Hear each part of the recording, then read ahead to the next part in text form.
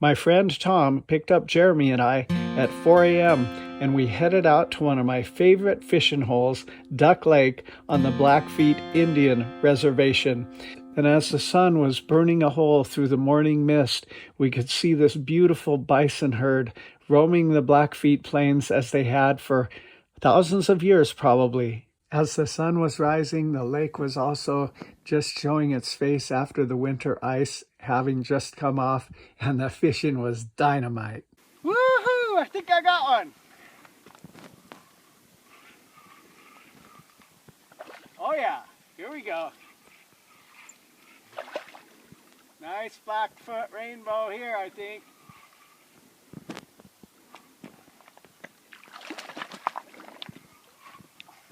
Oh my God, pulling me in.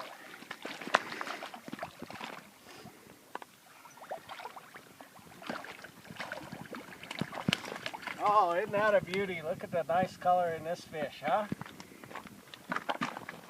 The beautiful rainbow trout. The trout from Duck Lake are good eating, and we all ended up with plenty. I felt particularly blessed to land this beautiful brown trout. My dad taught me how to fish when I was really little, and I seemed to have a knack for it, and I was catching a lot of perch and bluegill, even at 4 years old when he'd take me out. And I was so excited about it. I got a lure and I took the hook off, and he let me have a fishing pole and a Mitchell 300 reel, and I'd go out back in my backyard and cast again and again until I could get the spoon within 1 or 2 feet of each tree that I was casting toward, because I wanted to be a good fisherman, because to me it was a lot of fun. And from then on, it was down at the Monaghan holes fishing regularly for perch and suckers. And then when I got about 9, they let me fish by the river. And so I started tying my own flies and going down to the river and fly fishing each evening. In those days, there was good fishing right in Hungry Horse. But a good sized West Slope cutthroat trout around Hungry Horse is 12 inches. A really big one's 14 inches. I think the biggest one any of us ever caught was 16 inches. And then I pioneered this hole where I'm catching this nice cut. And it was possibly even 17 inches long. But one of the biggest cutthroat trout I ever caught is this beauty here. It's a 17-incher that I caught up at the Elk River in British Columbia. But it is a beautiful fish nonetheless. However, this fish that you see me hauling in here, it was even bigger. But it was in this extreme backcountry, so I ate that baby and never did get it mounted. But I began hearing news as a young man of a lake on the Blackfeet Indian Reservation called Duck Lake, where there were rainbow and brown trout up to 10 or 12 pounds. And as soon as I was able to drive, I got my buddy together and we took off out there for Duck Lake to give it a go. Now, the first several times I fished Duck Lake, I actually got skunked. But being a kid, I didn't have enough money for a $250 guide. So I just kind of trial and errored this lake until I started catching them. My first big haul came in a winter ice fishing situation. That frigid Montana winter found me peering down the hole that I had drilled in the ice, laying on my belly, watching as the trout would come up to my jig that had a maggot on it. And I noticed that they wouldn't bite it. They would just come up and kind of bump it. They're so intelligent over there. It's like the fishing equivalent of hunting for elk. So they were just coming and bumping it. So I began timing it to where when they bumped, I would jerk, and I started catching them. They were good football-sized 2 and 3 pound trout. Pretty soon I can't remember what the limit was, but I was getting close and I was throwing some back. And all the other fishermen on the ice, there were a lot of them too, weren't catching anything. And they were looking at me and trying to figure out what I was using and what I did. And finally, I felt like I had enough fish, and Dale and I packed up and left. And man, when I left that hole, there was a frenzied rush for fishermen to grab my hole, because they all thought it was my hole that was producing the fish, when really it wasn't. It was just a very careful timing of that bump. And people that were just sitting on a 5-gallon bucket doing their little jigging, they couldn't see that or time it like I was doing. So I don't think they probably caught anything. As I continued to go over to Duck Lake, I figured out that there was this one side of the lake that was really the best fishing for the big ones. And I kept going around different little mountain trails with my four-wheel drive until I found access to it. Because otherwise we always had to walk 3 or 4 miles to get to that end. But I found truck access to it and began fishing it.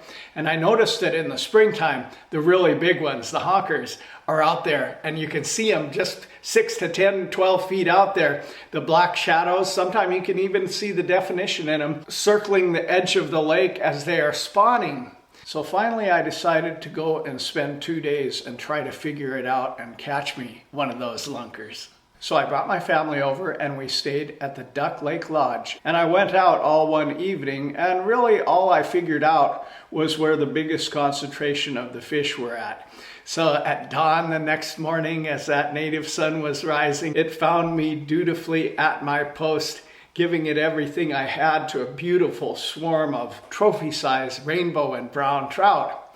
Next thing you know, a muddy, rather new pickup comes and parks right by me. And I'm like one of the only fishermen on the lake at that early hour. And these 3 guys get out, and 2 of them get on either side of me, barely an arm's reach away from me. And I'm really thinking to myself, come on, you guys, there's a 3-mile long lake here. You can fish anywhere you want to. Why crowd my little hole? But before I drummed up the rudeness to actually tell them that, they started catching them. And big ones too. And there was this guy behind them, looked like a native guy, that was rigging up these beautiful little sets of flies that they were using. And I figured out that was a guide. So rather than becoming rude, I just began visiting with them. I found the guy on my left. He was a minor league baseball player, and I'm still a baseball player. I've played all my life. So we got to talking in a friendly way, the way baseball players do, and after they'd pulled in 2 or 3 fish each to my 0, I asked them, do you guys mind telling me what you're using? Now I was trying to look, but I couldn't completely figure it out. So I guess they felt a little bad that they had elbowed in on my hole, and they went ahead and told me exactly what they were using, and they showed it to me. On the lead fly, they had a really good quality 3-pound test only line tied to the shank of the lead fly with about 1.5 feet of leader going to the trailing fly. And they told me that the fish are so smart you can't use more than that 3-pound leader because they'll figure it out. I went ahead and switched to what they were using, and within no time at all, I had a beauty on.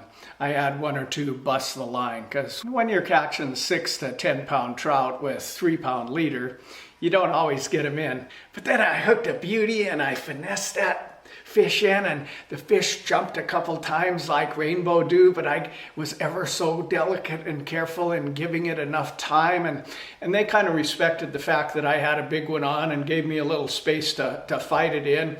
And I probably fought it for 15 minutes, just delicately finessing that big female rainbow trout in. And when I got it in, it was a beautiful trout in its prime that was almost 8 pounds. And that's the biggest rainbow that I've ever caught to this day. One more Duck Lake story and then we'll show you the footage. I had a nice healthy 5-pounder on that was jumping and leaping and putting on quite a show. And some guys came over to me and said, hey, do you want to be on a fishing show? I said, well, sure, why not?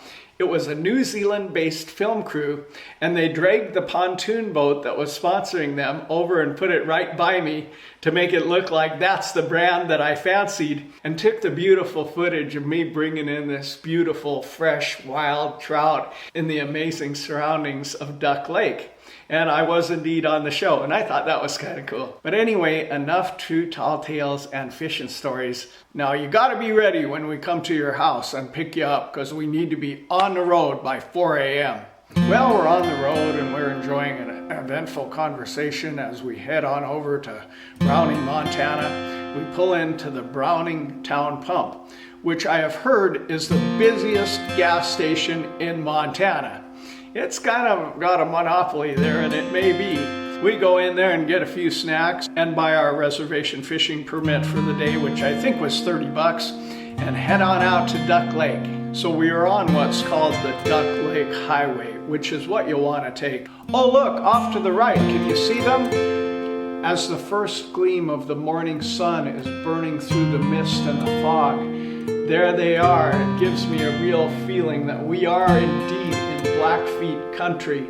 Look at that beautiful cadre of bison. I can almost hear the war cries of yesteryear as the native braves hunted the buffalo for their sustenance. After four-wheeling it through this little side road that I pioneered to be able to get to that end of the lake without walking, we stop and I let my friend Tom, that I was showing the spot to, have the first cast. So he casts out a little panther martin, and we could see a black foreman about 16 feet out dart in and grab it. He went to set the hook, and the 6 or 8 pound test line that he had snapped effortlessly, and we knew that that was a big one, so we got excited and kept fishing that day. Woohoo! I think I got one! Oh yeah, here we go. Nice Blackfoot rainbow here, I think.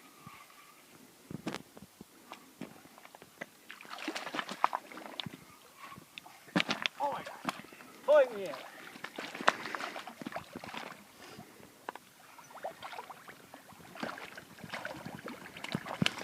Oh, isn't that a beauty? Look at the nice color in this fish, huh?